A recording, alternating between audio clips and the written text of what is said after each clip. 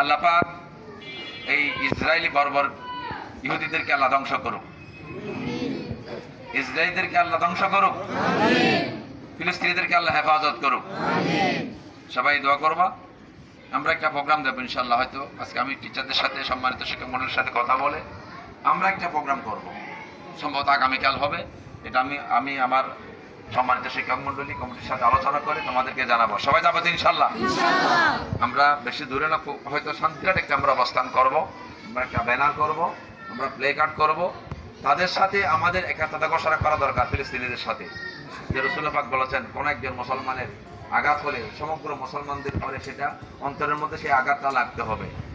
প্রত্যেক মুসলমান একটি শরীরের মতো, কারো হাতে ব্যথা লাগলে এটা মাথায় লাগতে হবে, মাথায় অনুভব হতে হতো। তো আমাদের ফিলিস্তিনিদেরকে ধ্বংস করা হচ্ছে, আমরা তাদের বিরুদ্ধে ইনশাআল্লাহ একটা প্রোগ্রাম দেব, আলোচনা করে ক্লাসের মধ্যে নোটিশ যাবে।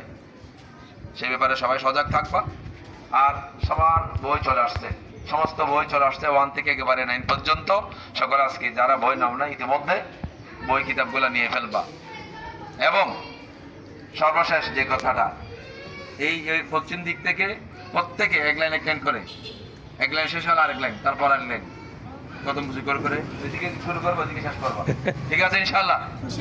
তো প্রথম ওই লাইন, এখন না দেওয়ার পরে ওর থেকে শুরু করবে, ওইদিকে শুরু করে ওইদিকে যাবে। এটা একটা শাস্তি। মন্দার পরে আমরা একত্রিত হয়েছি। আল্লাহ আমাদেরকে নতুন উদ্যোগে, নতুন প্রেরণায়, জজবা নিয়ে আমাদের প্রতিষ্ঠানে খেদমত করার, ছাত্রদেরকে পড়ার সুযোগ করে দেন। সমস্ত ছাত্রছাত্রীদেরকে কোরআন হাদিসে এলাম দান করা মাওলা, শরীরের সুযোগ দান করা মাওলা, তাহসিব তমদ্দন আদব কায়দায় তাদেরকে তাদের জীবনকে সৌন্দর্যমণ্ডিত করে দেন মাওলা। আল্লাহ সে আমাদের হৃদয়ে রক্তকরণ হচ্ছে। আল্লাহ আমাদের মুসলিম ভাইরা যারা আমাদের মতো কলমা লা ইলাহা ইল্লাল্লাহ মুহাম্মাদুর রাসূলুল্লাহ সাল্লাল্লাহু আলাইহি ওয়াসাল্লামের কায়েল ফায়েল, আল্লাহ এই সমস্ত ব্যক্তিকে জমিনের উপর, ফিলিস্তিনবাসীদের উপর বর্বর জালেম অত্যাচারী ইসরায়েল এরা যেভাবে জুলুম অত্যাচার করতেছে মাওলা, আল্লাহ আমাদের বিশ্বের সমস্ত মুসলমানের অন্তরের মধ্যে আল্লাহ এর প্রতি একটা জজবা সৃষ্টি করে দেন মাওলা। আল্লাহ ফিলিস্তিনের সমস্ত ব্যক্তিদের উপর, আবার বিদ্যমান একটা সবার উপর তোমার স্পেশাল রহমত নাযিল করা মাওলা।